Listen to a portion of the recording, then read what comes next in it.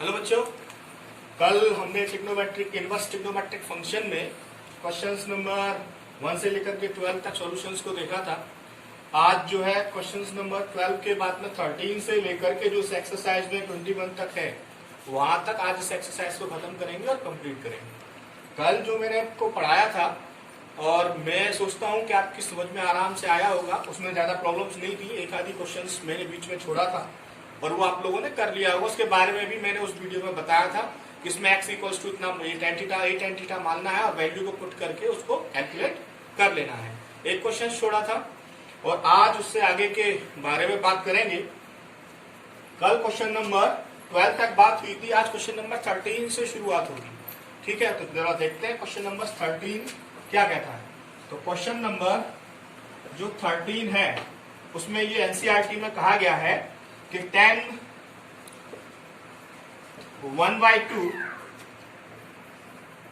sin inverse 2x upon 1 plus x square plus cos inverse 1 minus y square upon 1 plus y square. ठीक, ये question number 13 में कहा गया है कि आप इसको कैलकुलेट कर दीजिए। तो चला देखते हैं। मैं इस वैल्यू को कैलकुलेट करने से पहले कुछ फंक्शंस को अलग अलग कैलकुलेट करके आप लोगों को बताऊंगा और फिर लास्ट में उनकी वैल्यू को इसमें एक साथ पुट कर देंगे। ठीक, तो पहले मैं थोड़ा सा दो पार्टों में अलग अलग ब्रेक करके आपको बता देता हूं। यानी कि हम मान लेते हैं कि sine inverse 2x upon 1 plus x square को मैंने लिया है। इसको sine inverse 2x upon 1 plus x square को, और इसके लिए x इक्वल्स टू मैंने tan थीटा माना है। क्या माना है? x इक्वल्स टू क्या माना है? tan थीटा, और थीटा इक्वल्स टू कितना हो जाएगा? Theta equals to tan inverse x हो जाएगा। तो ये वैल्यू हम लेकर के चलते हैं, यानी कि साइन इनवर्स 2 इसकी जगह पे x equals to tan theta रखेंगे। tan theta upon 1 plus tan square theta. ठीक, तो साइन इनवर्स ये जो पूरा वैल्यू है, ये पूरा वैल्यू साइन 2 थीटा का होता है। इनवर्स से ये फंक्शन खत्म हो गया, 2 थीटा बचा और थीटा इक्वल्स टू कितना है? थीटा इक्वल्स टू है tan इनवर्स x। तो यानी साइन इनवर्स को हमने इस रूप में कैलकुलेट कर लिया है। ऐसे ही कॉस इनवर्स x को लेकर के चलेंगे। Cos inverse 1 minus y square upon 1 plus y square. ठीक, इसके लिए y equals to tan theta मान लिया है और theta equals to tan inverse y हो गया है, और थीटा इक्वल्स टू कितना हो गया है? Theta equals to tan inverse y हो गया है। अब इस वैल्यू के लिए 1 minus y square upon 1 plus y square में ये वैल्यू यहां से उठा करके पुट कर दीजिए। Cos inverse 1 minus tan square, मैंने यहाँ थीटा यहाँ मान लिया है, सॉरी मैं यहाँ फाई मान लेता हूँ। क्या मान लेता हूँ? फाई। ठीक, क्योंकि थीटा हम लोग ऊपर मान चुके हैं तो एक जैसा फंक्शन हो जाएगा, तो फाई यहाँ फाई हो जाएगा। Phi equals to tan inverse y आएगा। ठीक, तो 1 minus tan square phi upon 1 plus tan square phi. ठीक, ये जो वैल्यू है मैंने आपको इससे पहले वाले क्वेश्चंस में भी बताया था, 1 माइनस के tan square theta upon 1 plus tan square theta, या 1 minus tan square phi upon 1 plus tan square phi हमेशा cos 2 फाई का वैल्यू होता है। किसका होता है? cos 2 थीटा का या 2 फाई का। cos से cos एलिमिनेट हो जाएगा, कितना बचेगा? हमारे पास बचेगा 2 फाई, और फाई इक्वल्स टू क्या माना था? फाई इक्वल्स टू था tan इनवर्स y। तो यानी कि इस फंक्शंस को, इनवर्स फंक्शन को कैलकुलेट करने से पहले मैंने साइन को और कॉस को तो अलग अलग पार्ट्स में कैलकुलेट कर लिया है। अब क्या करेंगे? अब कुछ नहीं करना, अब सीधे ये वैल्यू उठा करके इस फंक्शन में रख देंगे। यानी कि tan 1/2 sine inverse 2x upon 1 plus x square plus cos inverse 1 minus y square upon 1 minus 1 plus y square. तो tan equals tan 1/2 sine inverse 2x upon 1 plus x square को अपने कैलकुलेट किया था 2 tan इनवर्स x के रूप में। तो यहाँ डायरेक्ट वैल्यू पुट कर देंगे 2 tan इनवर्स x हो गया। और cos 1 minus y square upon 1 plus y square को आपने 2 tan इनवर्स y के रूप में कैलकुलेट किया था। तो यहाँ रख देंगे 2 tan इनवर्स y। ठीक, 2 को बाहर कॉमन आउट कर लिया हमने, tan 1/2 इंटू 2, यहां बचेगा tan इनवर्स x और tan इनवर्स y। 2 से ये 2 कैंसिल आउट हो गया, यहाँ tan बचा और अंदर ये tan inverse x plus tan inverse y का फंक्शन बन गया। ये आपने पढ़ा था tan inverse x plus y upon 1 minus x y. tan से tan कैंसिल आउट हो गया, x plus y upon 1 minus x y, यही इसका राइट सॉल्यूशन। ठीक, तो इसका मतलब है जब इस फंक्शन को कैलकुलेट करेंगे तो पहले मैंने दो वैल्यूज को अलग अलग कैलकुलेट कर लिया है, एक को थीटा माना है और एक को फाई माना है।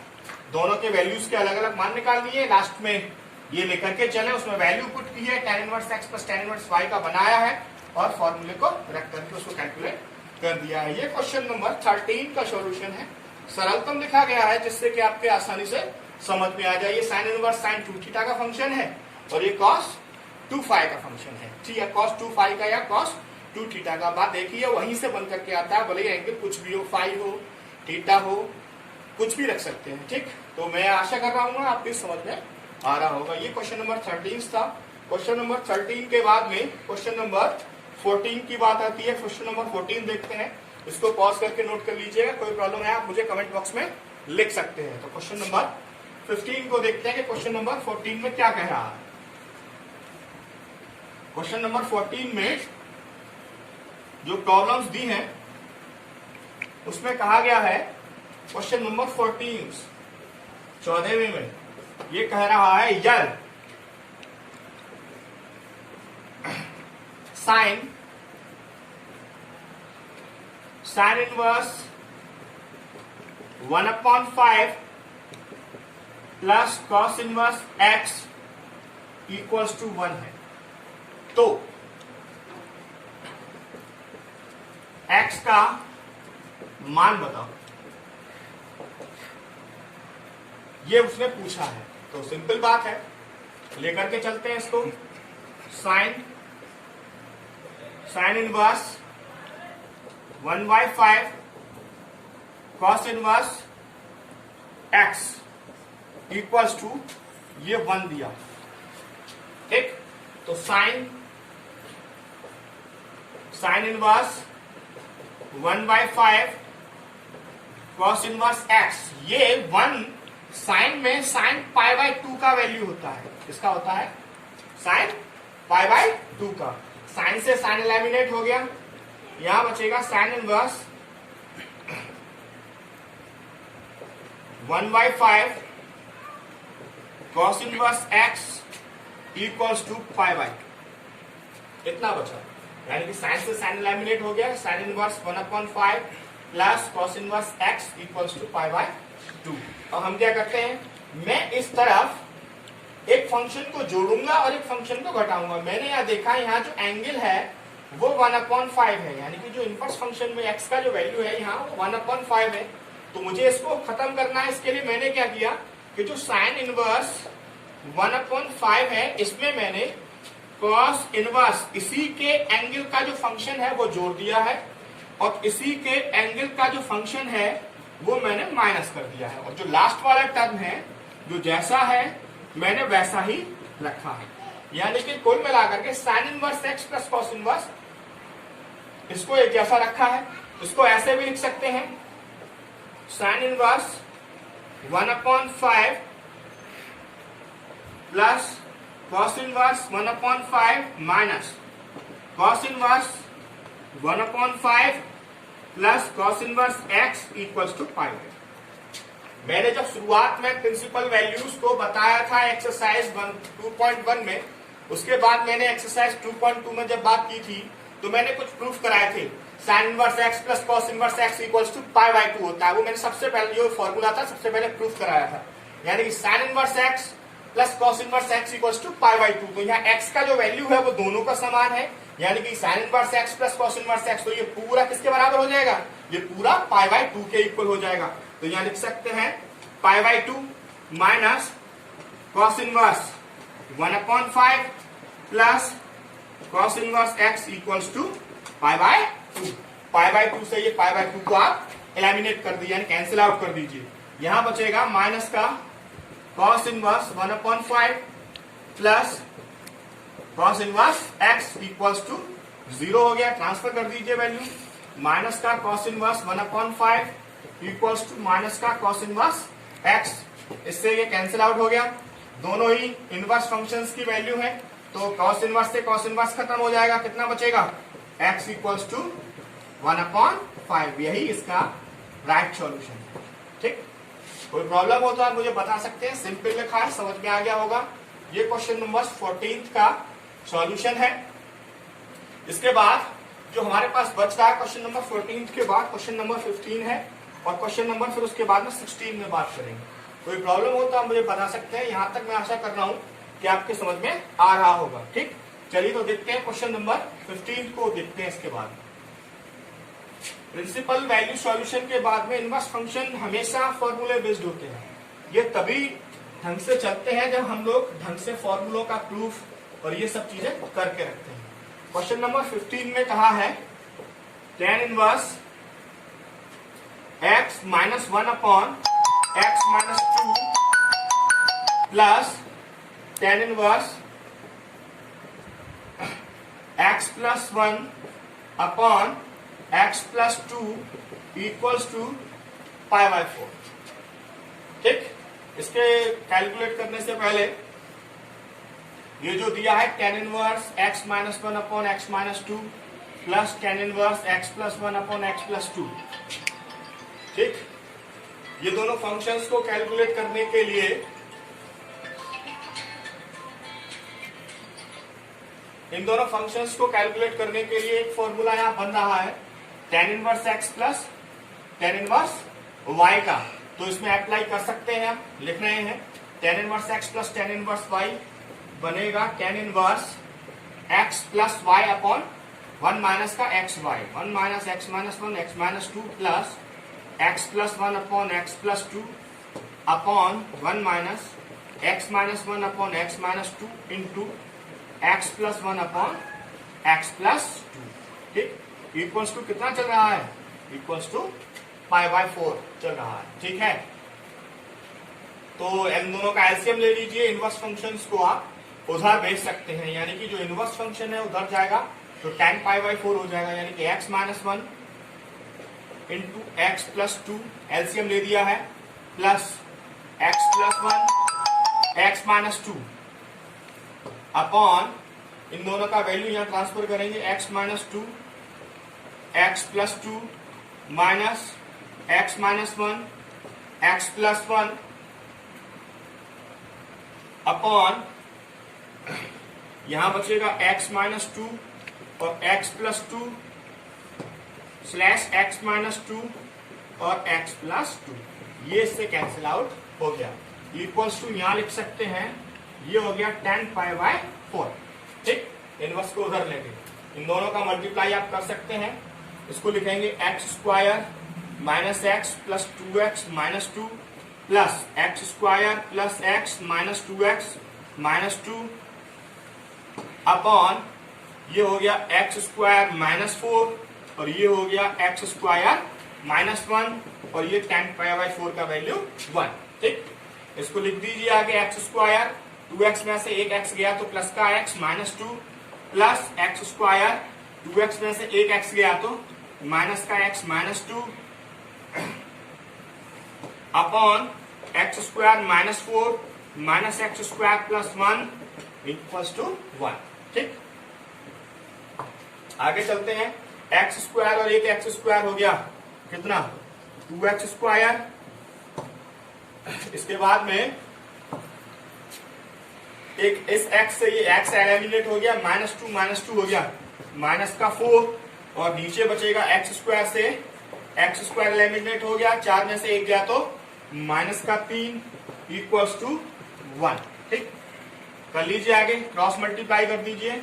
2x square minus 4 equals to -3, 2x square equals to -3 plus 4, और 2x square equals to 1, x square equals to 1/2, और x equals to plus minus root में 1/2। ये क्वेश्चन नंबर 15 का राइट सॉल्यूशन। तो यहां तक क्वेश्चन नंबर 15 तक मैंने कंटिन्यू लगाया है। हो सकता है बीच में कहीं मेरे में कोई मिस्टेक हो जाए, जिससे हम कोशिश करते हैं कि वो ना हो। ठीक है, तो अभी तक तो कुछ प्रॉब्लम है नहीं। बाई चांस लिखने में कहीं कोई वर्ड मिसिंग हो जाए या माइनस प्लस की कहीं मिस्टेक हो सकती है, बस अभी आएगा नहीं, तो हम कोशिश करेंगे ना हो। इसके बाद में क्वेश्चन नंबर 15 तक हो गया है। अब क्वेश्चन नंबर 15 के बाद में क्वेश्चन नंबर 16 है, 17 है, 18 है। ये लगातार अभी देखते हैं, उसको पॉज करके नोट करिएगा। सिंपल क्वेश्चंस और एग्जाम में पूछ लिए जाते हैं। ठीक, चलो देखते हैं। क्वेश्चन नंबर 15 तक करने के बाद क्वेश्चन नंबर 16 को देखेंगे। तो क्वेश्चन नंबर 16 में वो क्या कह रहा है। क्वेश्चन नंबर 16 में कहा है प्रश्न संख्या 16 से 18 में दिए गए प्रत्येक व्यंजक का मान ज्ञात करना है। यानी कि जो इनवर्स फंक्शन दे रखे हैं उनका मान हमको कैलकुलेट करना है।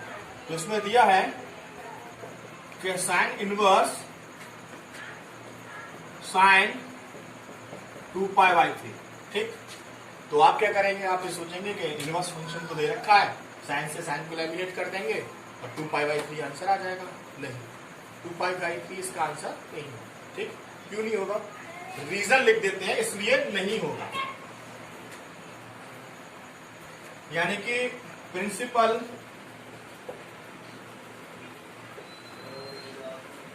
वैल्यू, प्रिंसिपल वैल्यू जो रेंज मैंने आपको लिखाई थी, प्रिंसिपल वैल्यू रेंज जो थी किसकी, साइन इनवर्स फंक्शन की, वो कितने से थी, -π/2 से π/2। ठीक, यानी जो प्रिंसिपल वैल्यू रेंज थी वो साइन इनवर्स फंक्शन के लिए -π/2 से π/2 थी। यानी इसके बीच में इसको हमें कैलकुलेट करना है। ठीक, तो देखेंगे sine inverse sine 2π/3 equals to, इसको मैं ऐसे लिख सकता हूं, sine inverse sine pi minus π/3। ठीक, इसको 3π माइनस पाई यही आया, यानी कि इसको ऐसे हम लिख सकते हैं। ठीक, जब इसको हम ऐसे लिखेंगे तो साइन से साइन फंक्शन एलिमिनेट हो जाएगा। ठीक, sorry, sine 180 minus theta, sine theta में होता है सेकंड क्वाड्रेंट में पॉजिटिव आएगा, तो साइन इनवर्स साइन कितना आएगा, π/3 आएगा। साइन से साइन एलिमिनेट हो जाएगा और ये π/3 आएगा। अब ये इसी के बीच में आ रही है, तो यही इसका सॉल्यूशन है, ना कि 2π/3। तो इसलिए मैंने आपको जो प्रिंसिपल वैल्यू ब्रांच पढ़ाया था वो इसीलिए शुरुआत में पहली एक्सरसाइज में बताया गया था हम किसके बीच में कैसे निकाल सकते हैं। पूरे फंक्शंस को मैंने डिटेल में आपको एक्सप्लेन किया कि वो टेबल क्या है जो उसमें बनी हुई है एनसीईआरटी के अंदर, इनको क्यों रखा गया है, माइनस करके साइन में 0 क्यों रखा गया है, कॉस में -π/2 को क्यों रखा गया है। एक एक चीज को मैंने आपको उसमें क्लियर किया था कि फंक्शन कब इनवर्स होता है, जब फंक्शन एकाकी अक्षर तक होता है तब फंक्शन इनवर्स होता है। उनमें 0 साइन में इसलिए नहीं होता क्योंकि वो इसमें कैलकुलेट नहीं हो सकता, π/2 इसलिए कॉस में नहीं होता क्योंकि वो इनवर्स इनफाइनाइट में चला जाता है। तो मैंने एक एक वैल्यू को वहां कैलकुलेट किया, एक एक चीज को क्लैरिफाई किया था इनवर्स फंक्शन में, इसलिए हम इसको कैलकुलेट 2π/3 नहीं कर सकते हैं। ठीक, बात समझ में आ रही होगी। इसके बाद क्वेश्चन नंबर 16 के बाद जो क्वेश्चन नंबर एक और है, छोटा सा ही है, 17। क्वेश्चन नंबर 17 में क्या कहा है, क्वेश्चन नंबर 17 में कहा है tan इनवर्स tan 3π/4। ये क्वेश्चन नंबर इसमें कहा गया है कि tan इनवर्स tan 3π/4, इसको कैलकुलेट कैसे करेंगे, इसको भी सेम ऐसे ही कैलकुलेट करना है। ठीक, तो इसको कैलकुलेट करने के लिए यानी कि tan इनवर्स मैंने इसको लिख दिया है tan पाई माइनस 3π/4 है। ठीक, तो पाई माइनस π/4 लिख दिया है। ठीक, 4 में से 1 गया तो 3π/4 ही बचेगा। tan 180 minus theta second quadrant में है और सेकंड क्वाड्रेंट में tan नेगेटिव होता है, तो यानी कि tan इनवर्स इसको लिख सकते हैं tan माइनस का tan या माइनस का π/4। ठीक, तो इससे tan से tan कैंसिल आउट हो जाएगा। जब tan से tan कैंसिल आउट हो जाएगा तो कितना बचेगा, माइनस का π/4। यही इसका राइट सॉल्यूशन है। तो इन फंक्शंस को, लेकिन इसको आप ऐसे नहीं कर सकते tan inverse equals to tan 3π/4 तो इक्वल्स टू 3π/4 नहीं। क्यों? क्योंकि मैंने आपको वहां बताया था कि tan में जो प्रिंसिपल रेंज है tan की वो कितनी है आपको पता है, तो उसी के बीच में ये कैलकुलेट करना है। तो इन छोटे छोटे क्वेश्चंस को करते समय कभी भी इतनी जल्दी ना करें, कह रहे ये तो साइंस से साइन हो गया। तो ऐसा होता है ना, इजीली क्वेश्चन आते हैं, बच्चे एकदम डिलाइटफुल हो जाते हैं, अरे ये तो हम अभी कर देंगे, साइंस साइन खत्म कर दिया, इक्वल्स टू 2π/3 प्रिंसिपल वैल्यू। लेकिन वहां भूल गए कि साइन में प्रिंसिपल वैल्यू किसके बीच में आनी चाहिए। तो इसलिए थोड़ा सा धैर्य पेशेंस रखें, पहले क्वेश्चंस को देखें और उसके बाद इसको अप्लाई करें। क्वेश्चन नंबर 17 तक मैंने लगातार कंटिन्यूस लगाया है, इसके बाद में मैं 18 लगाऊंगा और 19 को आपके लिए छोड़ दूंगा। ठीक, तो देखते हैं जरा क्वेश्चन नंबर 18। क्वेश्चन नंबर 17 तक करने के बाद क्वेश्चन नंबर 18 को देखेंगे और क्वेश्चन नंबर 19 पर छोड़ दूंगा। वो आपको पता है, सिंपल है, जो आप कर सकते हैं। क्वेश्चन नंबर 18 में जो दिया है वो उसने ये कहा है कि 10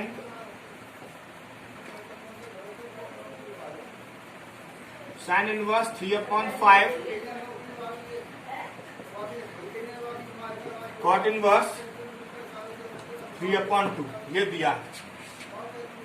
ठीक, तो मैं थोड़ा सा इस फंक्शंस को चेंज करना चाहूंगा कि sin इनवर्स 3/5 है, ये cot है, तो ये यहाँ 10 है। तो हम लोग ऐसा कर सकते हैं कि sin इनवर्स को 10 में चेंज कर सकते हैं। तो जरा देखिएगा कैसे। sin inverse 3/5 equals to theta माना, तो sine theta equals to 3/5। Sine equals to आपको पता है कितना होता है, लंब बटे कर्ण होता है। ये इसका ट्रायंगल हो गया, ये एंगल थीटा हो गया, ये लंब हो गया और ये कर्ण हो गया। ये 25 में से 9 हो गया 16, ये 4 हो गया। ये इसका ट्रायंगल है। तो मुझे tan का वैल्यू चाहिए, तो tan थीटा इक्वल्स टू 10 बराबर होता है लंब बटे आधार। तो ये इसके लिए लंब है और ये इसके लिए आधार है। 3/4 theta equals to tan inverse 3/4 और थीटा इक्वल्स टू क्या माना था, थीटा इक्वल्स टू माना था हमने sin inverse 3/5 equals to tan inverse 3/4। यानी कि इसकी जगह पे हम इसको वैल्यू को पुट कर सकते हैं। एक तो ट्रायंगल मेथड है इसको कैलकुलेट करने का, एक डायरेक्टली फॉर्मूले होते हैं जिसको tan को उसमें चेंज करे किए बिना ही हम लिख सकते हैं। तो मैंने यहाँ पर ट्रायंगल मेथड को अप्लाई किया है, उस डायरेक्ट वाले को अप्लाई नहीं किया। ठीक, तो अब इसके बाद में इस फंक्शंस की जगह पे इस वैल्यू को हम रख सकते हैं। तो tan, अब इसको शुरुआत करेंगे tan sin inverse 3/5 plus cot inverse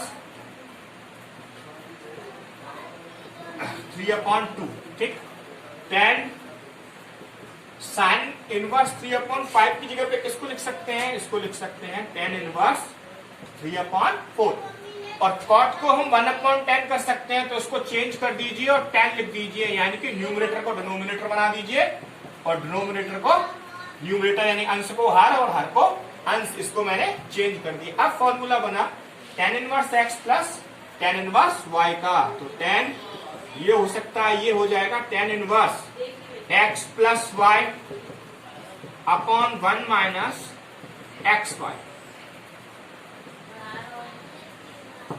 ठीक, tan इनवर्स इसका जब एलसीएम लेंगे कितना आएगा, 12 एलसीएम आएगा, 12 आएगा, 3 त्रिका 9 और 4 दूनी 8 अपॉन 4 तिया 12 माइनस 6/12। 12 से 12 को एलिमिनेट मैंने कर दिया है। यहां हो जाएगा tan इनवर्स 9 और 8 17 हो गया और 12 में से 6 गए तो 6 बचेगा। 10 से 10 एलिमिनेट हो गया, कितना आया 17/6, इसका राइट सॉल्यूशन। ठीक, सिंपल तरीका लिखा है, आशा कर रहा हूं कि समझ में आ रहा होगा। और इसका जो आंसर है आप एक बार चेकआउट कर ले कि कितना करेक्ट आ रहा है या नहीं, वैसे करेक्ट ही है, कहीं मिस्टेक है नहीं। इसके बाद में 18 के बाद मैं 19 को छोड़ रहा हूं। आपको पता है कॉस इनवर्स फंक्शन में 7π/6 है, और 7π/6 को डायरेक्टली नहीं लिखेंगे, आप पहले ये देखेंगे कि प्रिंसिपल वैल्यू रेंज में या प्रिंसिपल वैल्यू ब्रांच में कॉस का जो रेंज है वो कितना है, उसके बीच में इसको कैलकुलेट करना है। ठीक, इसके बाद क्वेश्चन नंबर 20 है, वो आप देख लीजिए, और इसके साथ ही फिर मैं एक्सरसाइज को खत्म करूंगा। मेरी तरफ से 20 लास्ट क्वेश्चन है, और उसके बाद 21 इजी है, उसमें कॉट के और उसके वैल्यू पुट करनी है बस, और उसको आप कर सकते हैं। क्वेश्चन नंबर 20 के लिए देखेंगे, साइन π/3 माइनस साइन इनवर्स -1/2। ठीक है, ये दिया है तो इसको लेकर के चलेंगे। Sine π/3 minus sine inverse -1/2 equals to sine π/3 sine 1/2 का वैल्यू माइनस का π/6 होता है। ये मैंने आपको प्रिंसिपल वैल्यू में सबसे पहले वाले क्वेश्चन में यही कराया था। तो माइनस का π/6 होता है, माइनस का ये प्लस हो जाएगा, ये π/6 हो गया, डायरेक्टली रख दिया है। जब दोनों का हम एलसीएम लेंगे तो यहाँ एलसीएम आएगा 6।